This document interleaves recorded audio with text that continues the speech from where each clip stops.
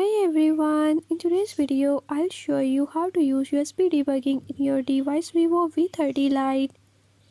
In this video I'm going to show you how to manage USB debugging settings.